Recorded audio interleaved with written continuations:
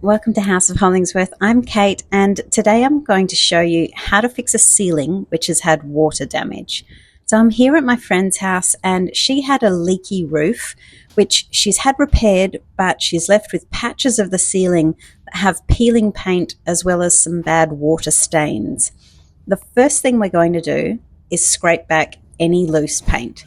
Make sure that every single bit that can come off does come off. So any areas where the paint is bubbling needs to be scraped back to remove all the loose bits, and then go over it several more times to make sure that no more paint is going to flake off.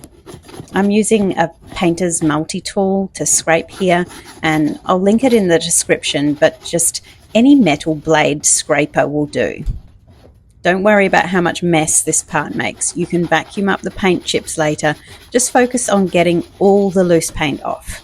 You can see as I'm scraping that in some areas the loose paint has pulled the protective white layer of plasterboard off too, revealing the brown paper layer underneath. This isn't ideal, but I'll show you how to tackle that problem in a minute.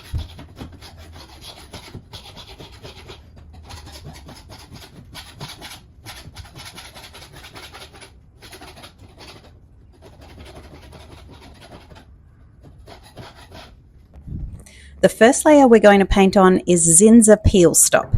This is a special binding primer which glues down the edges of cracked paint. So I'm just brushing a good amount of this runny adhesive-like primer onto the exposed edges where the paint has peeled away. Peel Stop will bind the edges of the old paint to stop any future moisture or changes in temperature or anything like that from lifting up those edges again.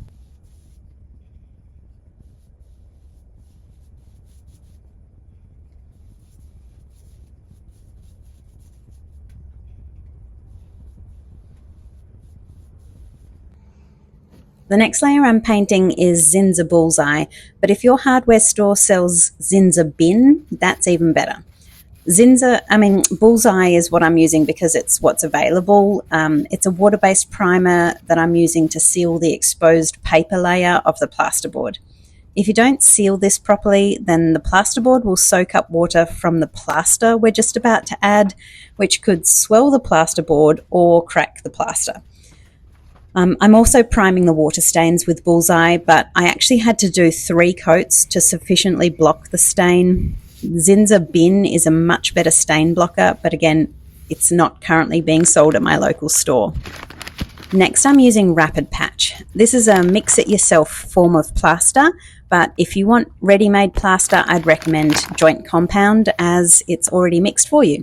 I've got a little water in an old yogurt tub, and then I pour what looks like enough Rapid Patch powder in, give it a good mix, realize I need way more powder, pour some more in, spill it everywhere as I'm mixing. It's a fine science, but you want to end up with a paste that sticks to your spatula when you hold it upside down. I'm using my little spatula to dig the Rapid Patch out of the tub, and then I'm using a bigger spatula or a jointing knife to smear it on the ceiling and then scrape the excess off. You want to get this layer as smooth as possible, but don't worry if you just can't, because it dries quickly and is easily sandable, so you can just add more layers if you need.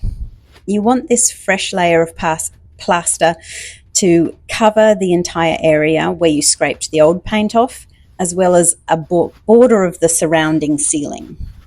There are also much bigger jointing knives available if you need to cover a much bigger patch.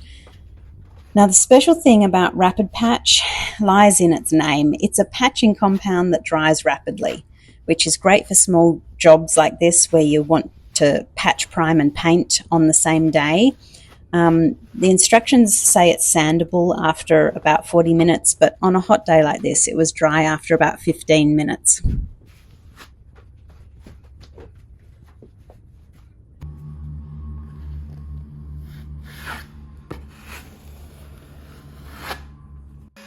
Next up is sanding. I'm using an electric orbital sander attached to a vacuum because I wanted this sanded quickly with very little mess, but there's absolutely nothing wrong with sanding by hand with a sanding float if you prefer, It just takes a little more time and it sprinkles plaster dust everywhere as you go.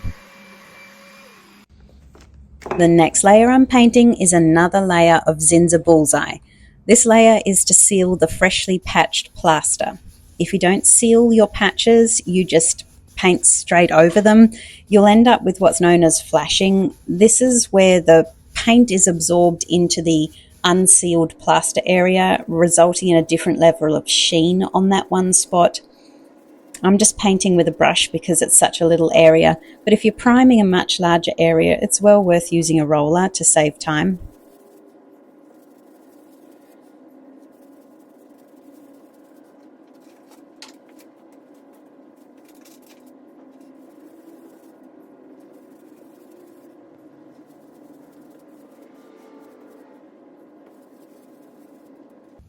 Finally, we're up to sealing white. I'm using Taubman's sealing white because I love it and it's what I had on hand, but there are many different brands of sealing white available, so just use whichever you prefer. I'm not painting the entire ceiling of this room, I'm just painting the patched areas and then feathering the edges to blend it in. So I start by doing a first coat of sealing white just on the patches, and then once that's completely dry, I do a second coat and I fan the paint outwards, thinner and thinner, to blend it in with the old ceiling paint. Another tip when you're rolling the second coat is to paint perpendicular to the window so that if there are any roller lines left, they're more likely to look like rays of light. And from this camera angle, you can see clearly which parts have been painted, but from directly underneath, it was really hard to see, and I had to keep stepping back to try and gauge where I'd been.